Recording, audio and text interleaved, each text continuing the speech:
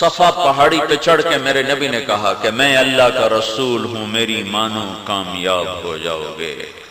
یہاں سے ہر نبی تبلیغ کرتا ہے، یہیں سے میرے نبی نے دعوت کو اٹھایا۔ اور سامنے صرف مکہ نہیں تھا، ایران بھی تھا، روم بھی تھا، مصر بھی تھا، دنیا کا سارا جہان، سارا عالم تھا، اور آپ پیٹ پہ پتھر باندھ کے کہتے پھر رہے ہیں میرے پیچھے چلو، دنیا بھی تمہاری، آخرت بھی تمہاری۔ عجب بات نہیں۔ اب مینا میں گشت کر رہے تھے تو بنو حنیفہ سے کہنے لگے میری مانتے ہو؟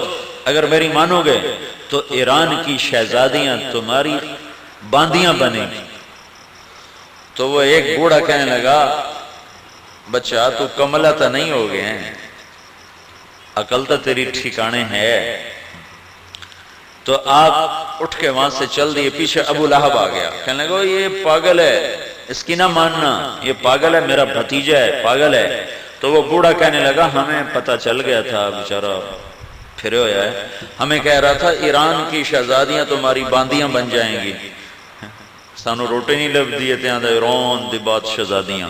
اور اللہ نے 25 سال کے بعد دکھایا، ایران کی شہزادیاں باندیاں بن کے مدینے میں لائی گئیں۔ قریش مکہ سے آپ نکلے تو وہ آپ کے قتل کا منصوبہ بنا رہے ہیں، آپ 3 دن غار میں چھپے، پھر راستہ بدلا، پھر بیچ پہاڑوں میں سے ہوتے ہوئے مدینہ کو پہنچے ہیں۔ سراقہ بن مالک کو پتہ چلتا ہے کہ ایک قافلہ چھوٹا سا جا رہا ہے، 100 اونٹ انعام مشہور ہو چکا ہے، تو اس کے لالچ میں وہ بھاگا، اور جب قریب پہنچا ہے تو ابو بکر صدیق نے کہا یا رسول اللہ دشمن آ گیا۔ تو آپ نے کہا غم نہ کر، اللہ ہمارے ساتھ ہے۔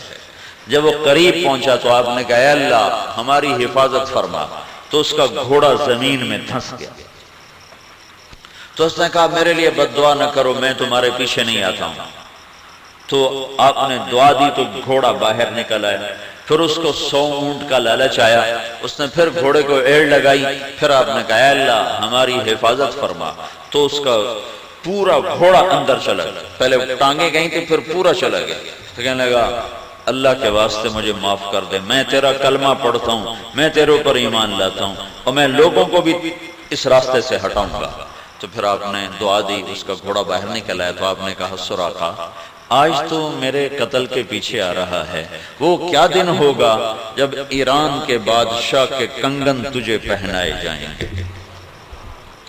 مکے کی آبادی 4-5 ہزار، توجہ لڑن والے 1200 سے ایک ہستی اپنی جان بچا کر چھپ چھپا کے دوسرے شہر جا رہی ہے، اور اس وقت دنیا کے سب سے بڑے بادشاہ کے کنگن ایک بدو کو پہنانے کی بشارت دے رہی ہو، تو عجب بات نہیں ہے۔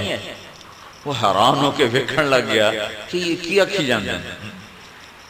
ابو جہل، ابو سفیان سے تو جان بچا کے نکل رہے ہیں، اور دنیا کے سب سے بڑی بادشاہت کے کنگن مجھے پہنا رہے ہیں۔ جب ایران فتح ہوا اور ایران کے بادشاہ کا خزانہ مدینے پہنچا، تو حضرت عمر نے فرمایا کنگن نکالو، کسریٰ کے کنگن۔ تو خزانے کی جو فہرست تھی اس میں کنگن لکھے ہوئے نہیں تھے، رہ گئے، لکھن تو رہ گئے۔ انہوں نے کہا جی کنگن ہے نہیں، کوئی نہیں لکھا سرا توڑے سامنے، چونکہ یہ جو خزانے تھے اے نہیں بھی کوئی پیٹی چاہتے گو رکھی گئی ہے۔ 3164 سال کی حکومت کا خاتمہ ہوا، اور 100 خزانے بھرے ہوئے نکالے گئے، جو جی میں کنک دے ڈھیر لگ جاندے، ان خزانے دے ڈھیر لگ گئے مسجد، تو اتھو کنگن کہیں کرنے، تو لہذا انہوں ہر چیز لکھی ہوئی تھی۔ تو ان کا حضرت کنگن ہے نہیں، کہا یہ نہیں ہو سکتا، نہ میں جھوٹا نہ کہنے والا جھوٹا ہے۔ ابو بکر دنیا سے جاتے ہوئے مجھے کہہ گیا تھا عمر تیرے دور میں ایران فتح ہوگا، اور میرے سامنے اللہ کے نبی نے کہا تھا سراقہ سے کہ اس کا مال خزانہ آئے گا تو اس کے کنگن تجھے پہنائے جائیں گے، لہذا میری وصیت یاد رکھنا، جب وہ خزانہ آئے تو وہ کنگن سراقہ کے ہیں۔ لہذا سارا خزانہ چھان مارا، اخیر کنگن نکل آئے۔ صاحب نے کہا سراقہ کو بلاؤ۔ سراقہ اسے بوڑھے ہو چکے تھے، بیمار ہو چکے تھے، تو دو آدمیوں کے سہارے سے وہ مسجد میں آئے، تو حضرت عمر نے خود ان کو کنگن پیش کیے۔ سراقہ، اے اللہ دے نبی دا وعدہ سچا ہو گیا۔